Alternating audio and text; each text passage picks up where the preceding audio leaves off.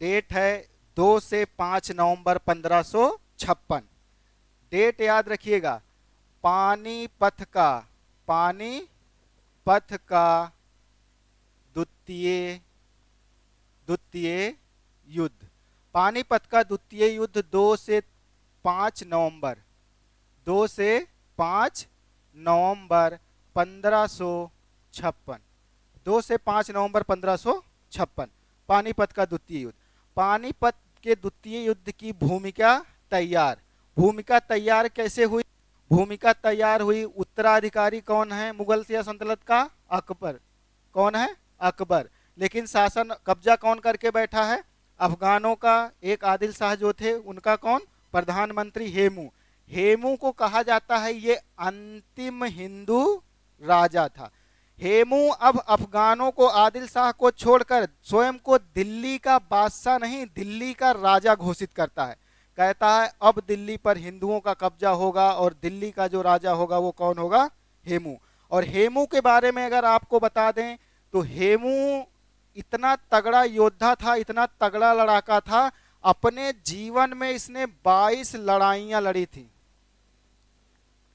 कितनी लड़ाइयां लड़ी थी? 22।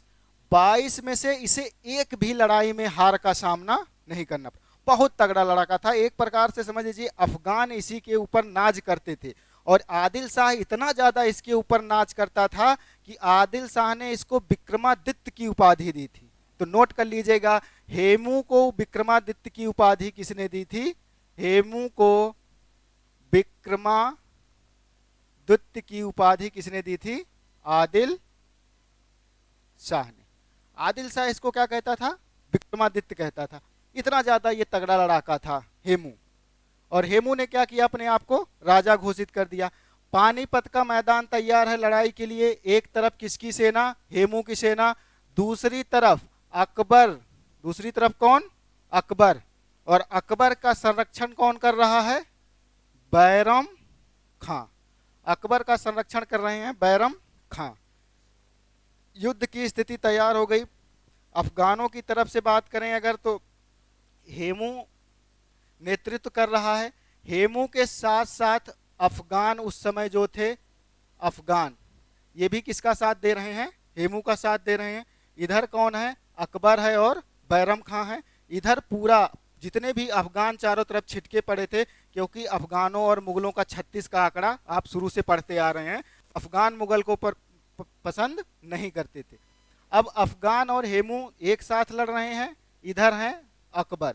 युद्ध के मैदान में जब दोनों आमने सामने आते हैं तो कहा जाता है कि पानीपत का जो प्रथम युद्ध हुआ था उससे भीषण जो युद्ध होता है वो कौन होता है? पानीपत का द्वितीय युद्ध होता है।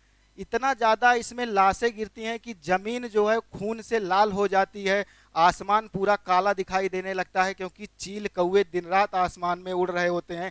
चारों तरफ लाशों का ढेर लग जाता है। और अफगान इतना ज्यादा कट्टर लड़ाके थे कि ये जिसको मारते थे उसकी गर्दन काट कर इकट्ठा करके रखते थे। उसके बाद उस पर क्या करते थे? जश्न मनाते थे। गर्दन मारने के बाद गर्दन काट कर अलग रखते थे, इसके बाद उस पर जश्न मनाते थे। अब मैदान की स्थिति इतनी भीषण, 13 वर्ष का बालक जब इस युद्ध को देख रहा है तो उसके समझ में नहीं आ रहा है क्या करें। बैरम खां अलग लड़ते लड़ते परेशान है। युद्ध की परिस्थितियां बदलती चली जा रही हैं। हेमू के खेमे के लोग जो है अकबर की सेना को मारते चले जा रहे हैं और युद्ध अपने अंतिम निर्णय पर पहुंचा था। एक प्रकार से हेमू जीत के मात्र एक कदम दूर था। लेकिन अचानक एक घटना ऐसी घटती है कि उसे भगवान का आशीर्वाद माने या हेमू की जो है वो दुर्भाग्य माने, अकबर का भाग्य माने, क्या कारण माने कि अचानक हाथियों के ऊपर बैठकर हेमू युद्ध का नेतृत्व कर रहा था और एक तीर इसके सीधा आंख में आकर लगता है। जैसे ही तीर आंख में आकर लगता है वैसे ही हाथी के ऊपर से हौद बनी होती थी, हौद जिस पर लोग बैठते थे, राजा महाराजा बैठते थे, उस हौद से नीचे आकर गिरता है हेमू। हेमू जब नीचे गिरा तो सेना ने देखा, मैं पहले भी बता चुका हूं, पहले की जो लड़ाइयां होती थी तलवारें चल रही हैं, सैनिक लड़ रहे हैं, लेकिन नजर कहाँ रहती थी? राजा है चलो लड़ते रहो। हाथ कट गया फिर भी लड़ रहे हैं, राजा है लड़ते रहो। लेकिन जैसे देखा राजा गायब, वैसे ही सेना के अंदर क्या हो गई? भगदड़ मच गई। राजा तो ऊपर से कहां गिर गए, नीचे। और उसी भगदड़ का फायदा उठाया किसने, बैरम खान ने। उसी भगदड़ का फायदा उठाया बैरम खान ने। और बैरम खान युद्ध की नीति बनाता था बाबर की तरह, क्योंकि बाबर के साथ भी ये क्या था, हुमायूं के साथ भी ये कई सारे युद्ध में शामिल हुआ था। हुमायूं लास्ट में बाबर की नीति बनाने लगा था, और बैरम खान बनाता था कौन सी युद्ध पद्धति, तुलगुमा।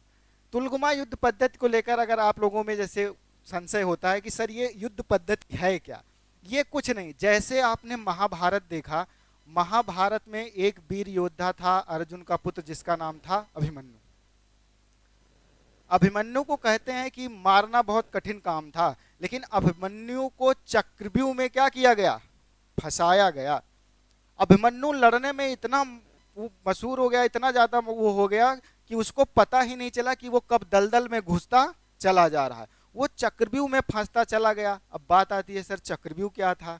तो देखिए उस समय क्या था कि जैसे 6-7 जो है घेरे बनाए जाते थे, एक घेरा तोड़ो तो दूसरे से सामना होगा, दूसरा तोड़ो तीसरे से होगा।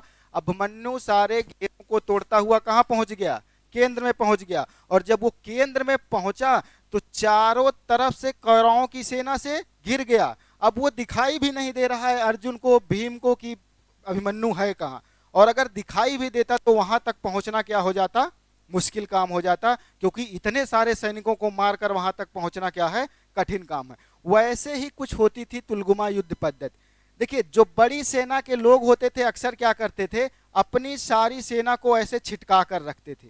ऐसे सारी सेना को ज्यादा दिखाने के लिए क्या करते थे, छिटका के चारों तरफ ऐसी सेना अपनी फैला देते थे। अब हेमू ने भी क्या किया, यही काम किया, अपनी सेना को ऐसे क्या किया, एक चारों तरफ से फैला दिया। लेकिन बैरम खां क्या कर रहा था, या बाबर क्या करते थे तुलगुमा युद्ध पद्धति में, बाबर क्या करते थे, अपनी सेना को ऐसे लंबाई में ज्यादा रखते थे। किसमें ज्यादा रखते थे, लंबाई में। अपनी सेना को ऐसे लंबा करके रखते थे, ठीक है। और क्या करते थे, कुछ सैनिकों को यहां पर रख दिया और कुछ सैनिकों को क्या किया, यहां पर रख दिया। यहां पर एक बड़ी सी खाई खुदवा दी, यहां पर एक बड़ी सी खाई खुदवा दी, और यहां पर क्या किया, ऐसे बड़ी सी खाई खुदवा दी।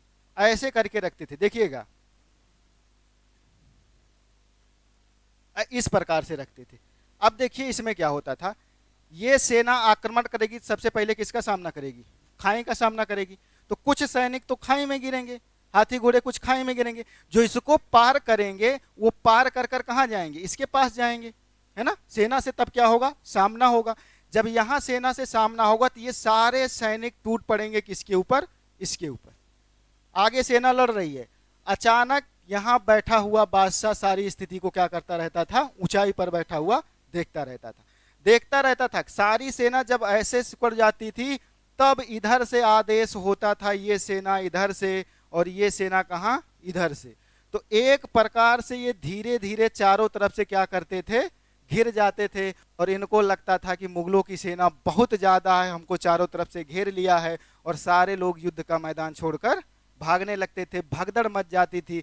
इसी वजह से ये कारण रहा कि हमेशा आधी से कम सेना लेकर मुगल, चाहे हिंदू राष्ट्र राजा हो, चाहे दिल्ली सल्तनत के राजा इब्राहिम लोदी हो, सबको हराने में सफलता प्राप्त कर पाए। बाबर की बताइए, हमने बताया था 20 से 40 हजार सेना लेकर 1.5 से 2 लाख सैनिकों को हराना संभव काम होता है, लेकिन हराया। वही यहां पर स्थिति भी थी। बैरम खां के पास सेना बहुत कम थी, लेकिन हेमू के पास सेना बहुत ज्यादा थी। चारों तरफ से सेना क्या कर गई, घिर गई। जब तक राजा देख रहा था, राजा लड़ रहा था, हेमू ऊपर थे, तब तक तो सैनिक लड़ रहे थे। लेकिन जैसे ही हेमू गिरे, तीर लगा, वैसे ही जिसमें खलबली मची, और इसी का फायदा उठाकर आक्रमण किया, और ये युद्ध अकबर जीत गया।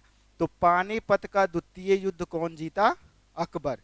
भाग्यवश जीता, कई इतिहासकार ये कहते हैं, और कहते हैं हेमू का क्या था, ये